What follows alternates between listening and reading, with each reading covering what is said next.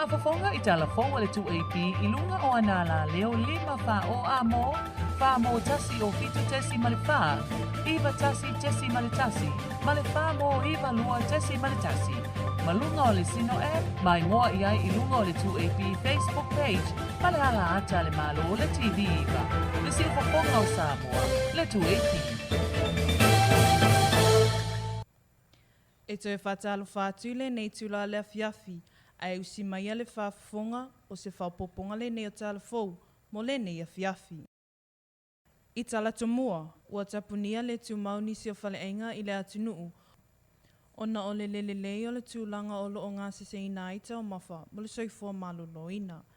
E pei ona saunua I ai le minista o le Soifua Maloloina I le whongatanga a le palimene, ma whaamautinoa mai ai le tūlanga. Ia ua whiololo nai faleaiga ua Tapunia, ia taluai lava o le tausia o tūlanga pe o nei. O le manulauti o le Soifua Maloloina, ina ia ola ma manuia tangata uma mo le Soifua Maloloina le lei, o le tūlanga le o lo whātinoa I pea ngaluenga a le matanga luenga, e a sia faleaiga a e maise o canteen I tutonu o a onga, ina ia whaamalia ina tūlanga mana o mia. I pisinisi la iti talane o awala, ua tāpena fo I ai le matanga luenga mo le asia ma tāpena ai ni a ia inga, po ni ta iala e mawhai o na mulimuli ta ia. Ua mōlia se leo, security o le falekalapu I lona wha o 5, ma le tau mawhai e wha o le maliu I se tamā e wha se fuluvalu tausaga le matua. O le whalawelave na tā auai le ali komisina o leo, ia au apa aulonga I tino I Filipo, na tūla I mai I le lua vai aso taluai. O le ua afia, o lo o tautonga fitia nei I le whale mai, ma o lo o I se tūlanga tinga I na tele. O le security o le falekalapu e mai le afio anga sa malaya uluma fusi I sa fotula fai. O lo o I lalo o le vavaainga a leo, e whaatali ai le aso lua se o mati lua fe lua tolu, e tūla ai le whaamasinonga. Mai le whaamasinonga, o le aso lua fitu o le masina o mati, o le ato esu e ina I le whaamasinonga le mataupu, isu I faipule tuto o tasi e to o tolu, na whaamawai mai le vaenga whaupu fai e pui ai a tatau o tangata, le HRPP, o le mataupu o se talosaga le fonga fetalai o le palimene, mo se ilo ilonga I le mataupu o le whaamawai ai o sui faipule, ia ale vena ale, o tuu anasi I le ota.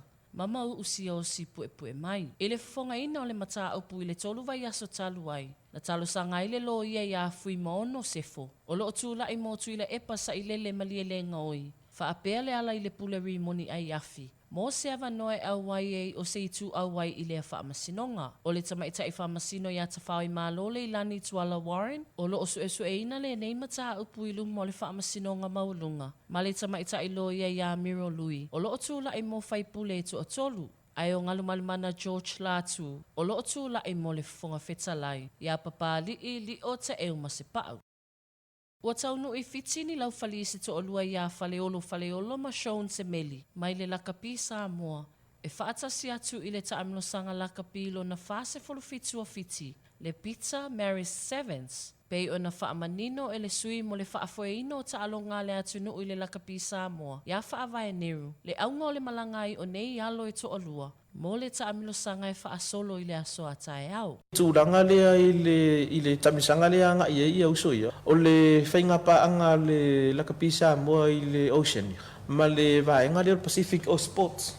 Ia, tasire po kalame tele se le nila ia I le whai e tivano pai ia le vaenga le o tato laufali. Ia o sunga ia faleolo masong. Ia o tato ave fua ia le te mine. Whamoe lea ma le tamisanga lea I tonu fiti. O le tamisanga lea I fiti. E tolu aso le o whamoe lea. E whaase fulu wha au o loo auai I lea taamilosanga. Ma o se ava no tā ua le whaalau tele ai le malamalama o nei laufali. Awa lava le anga ilu mo le tomai mo le whaatino I no taalonga. I to tono le atunuu.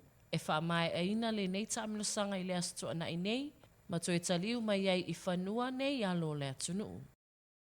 Matala whaaiu, ua toe whaamalusia mai le matanga luenga o le Soifua Maloloina, le mamalu o le atunuu mo le toe whaia o tui pui. O le kovitis fulmaleiva, I le tui lona tolu ma le tui lona wha. Ua toe whautuaina mai fo I le mamalu o le atunuu, e le I whaia le tui o le pusta, ina ia whaatino mo le puipuinga o a inga ma le atunuu a toa. O lo fautua mai fo ia le Soifua Maloloina le te umalu o whamaumaunga a wani si vaenga mo omia mo le lumanai.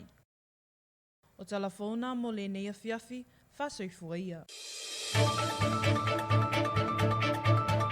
Whaafafonga i Talafou le 2AP i lunga o anala leo 5 wha o amo, wha mo tasi o fitu tesi male wha, iwa tasi tesi male tasi, male wha mo iwa lua tesi male tasi.